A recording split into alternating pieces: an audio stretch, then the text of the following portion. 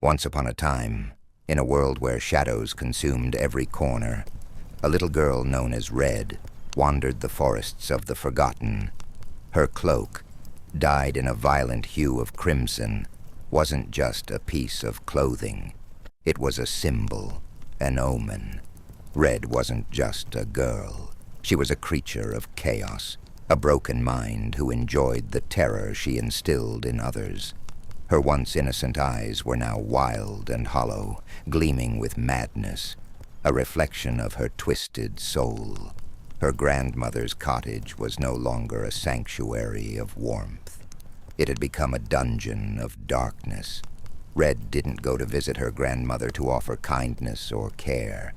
No, she went to see how much pain she could bring with her silver knife, a blade polished by years of cruelty. As Red walked through the woods, she wasn't worried about the wolf. She knew the beast all too well. In fact, she had summoned him with the scent of fear that radiated from her. The wolf wasn't just a hungry predator. He was her companion, a creature as demented as herself, driven by the same need to destroy. When they finally met on the path, there were no words of caution. Red smiled, a dark, twisted grin, revealing her sharp teeth.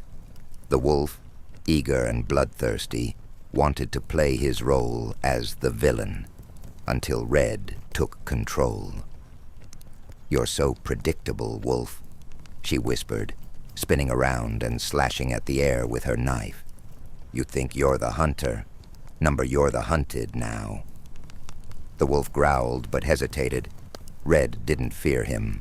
She reveled in torment, and with a sudden move, she stabbed him, not in the heart, but in his side, just enough to watch him writhe. She wanted to savor it. When she arrived at her grandmother's house, she didn't knock politely at the door. Instead, she kicked it open, smashing the fragile wood with the force of her insanity. "Grandmother," she called, her voice sweet but sickeningly venomous, "I've brought you a surprise." Her grandmother, who once sat quietly by the hearth, now looked only like a trembling, broken shell, her mind having long since given in to the horrors that Red inflicted. She didn't scream when Red entered the room. She couldn't. She simply wept. Red had no interest in the old woman's tears.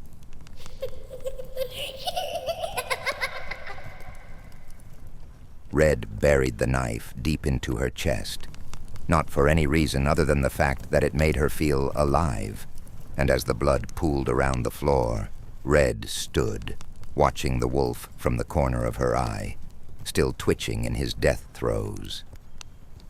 She took her time, letting the chaos settle like a fine perfume in the air.